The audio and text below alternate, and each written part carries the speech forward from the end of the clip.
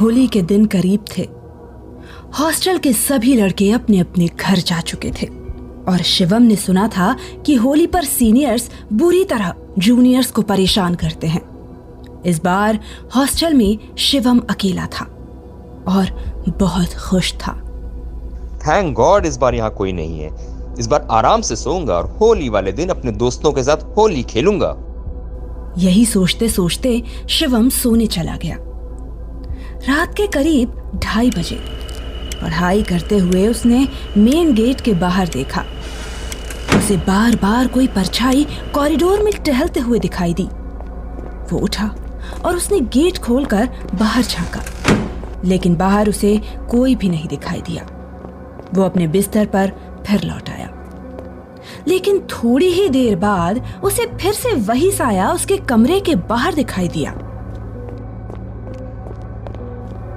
शिवम ने तुरंत दरवाजा खोला और खोलकर देखा तो उसने देखा कि एक लड़का कॉरिडोर से होते हुए सीढ़ियों से ऊपर जा रहा है। शिवम ने उसका पीछा किया। शिवम अगर धीरे चलता तो वो लड़का भी धीरे धीरे चलता। अगर शिवम अपनी रफ्तार बढ़ा लेता तो वो लड़का भी अपनी रफ्तार बढ़ा देता। वो साया ऊपर के कॉरिडोर से होता हुआ कमरा नंबर 303 में पहुंच गया। शिवम भी उस लड़के के पीछे पीछे गया, लेकिन जैसे ही शिवम कमरे के बाहर पहुंचा उसने देखा कि कमरे में तो ताला लगा हुआ है। अरे यहाँ तो ताला लगा है, पर वो लड़का तो अभी इसी रूम में गया था। यही सोचते सोचते शिवम वापस लौट रहा था कि उसे सीढ़ियों पर एक पेन दिखाई दिया। वो पेन दिखने में बड़ा ही अलग लग रहा था। इसी वजह से शिवम वो पेन उठाकर अपने साथ ले आया। सुबह उठा तो उसने हॉस्टल के चौकीदार को रात का वाकया सुनाया। चौकीदार भी वो वाकया सुनकर बहुत डर गया। उसने कपकपाते होठों से शिवम को एक बात बताई, जिसे सुनकर शिवम के होश उड़ गए। अरे बेटा, ये क्या कह रहे हो? रूम नंबर 303 तो पिछले 6 महीने से खाली है। वो रूम क्या, पूरा फ्लोर ही खाली है। दरअसल 6 महीने पहले 303 में रहने वाला एक स्टूडेंट एग्जाम में लेट पहुंचने के डर से सीढ़ियों पर से तेज उतरने की वजह से सीढ़ियों पर ही फिसलकर गिर गया था और उसकी वहां मौत हो गई थी। तब से उस फ्लोर पर अजीबोगरीब हादसे होने लगे। यहाँ के लड़कों को कभी वो लड़का रात में कॉरिडोर में दिखता तो कभी उसका सामान यहाँ वहां दिखाई देता था। चौकीदार ने शिवम को चेतावनी दी कि गलती से भी ऊपर के फ्लोर का सामान ना उठाए। बेटा, एक बात याद रखना, जब वो लड़का जिंदा था ना तो उसे पसंद नहीं था कि कोई उसका सामान छुए। मेरे हिसाब से तो तुम्हें अपने घर चले जाना चाहिए, क्योंकि खाली हॉस्टल में अकेले रहना अब तुम्हारे लिए ठीक नहीं है। शिवम तुरंत भागते हुए अपने रूम पर पहुंचकर वो पेन तलाशने लगा, पर वो उसे कहीं दिखाई नहीं दिया। शिवम बहुत डर गया। उसने तुरंत घर के लिए रिजर्वेशन चेक किया।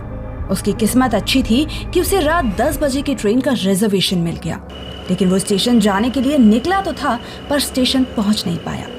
उस रात से सारे शहर में लॉकडाउन लग गया। पर्सनल व्हीकल्स, ट्रेन्स, बस सब पूरी तरह बंद हो गए।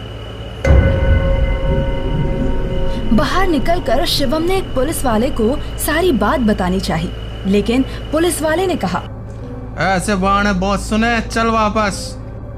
और पुलिस वाला शिवम को फिर से हॉस्टल ले आया। शिवम के बाहर जाने के बाद वो चौकीदार अपने घर के लिए रवाना हो चुका था। अब हॉस्टल में बस शिवम था और उस लड़के की रूह। शिवम अपने कमरे में गया। वह पूरी तरह डर से कांप रहा था और सुबह होने का इंतजार कर रहा था। तभी उसका गेट तेजी से बजा और वही परछाई उसे गेट के बाहर दिखाई दी। शिवम बेइंतहा डर गया। फिर उस लड़के की डरावनी आवाज भी शिवम को सुनाई दी, मेरा पेन मुझे वापस दो। वो भयानक आवाज सुनकर शिवम की रूह कांप गई। तभी दरवाजा बहुत तेजी से बजने लगा, मानो अभी ही टूट जाएगा, और बाहर से उस लड़के की वही आवाज, मैंने कहा मेरा पेन मुझे वापस कर दो, मुझे पढ़ाई करनी है। शिवम अंदर दरवाजे की दरार से जैसे ही बाहर झांकने लगा, उसे सामने 2 आंखें दिखाई दी जिससे खून टपक रहा था।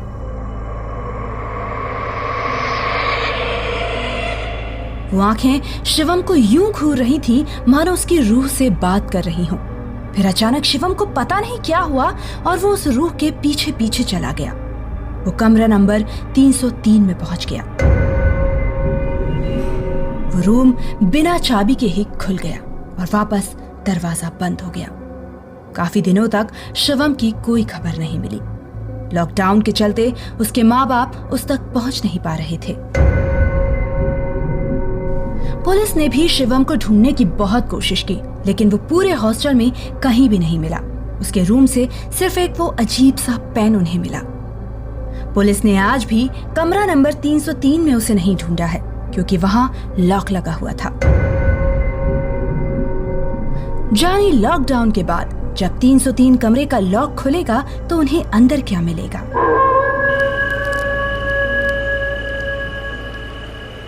दोस्तों, आपको ये कहानी कैसी लगी हमें कमेंट बॉक्स में जरूर बताएं। वीडियो पसंद आया हो तो लाइक कर, सब्सक्राइब कर अपने दोस्तों के साथ शेयर जरूर करें और बेल आइकन को दबाना ना भूलें। धन्यवाद।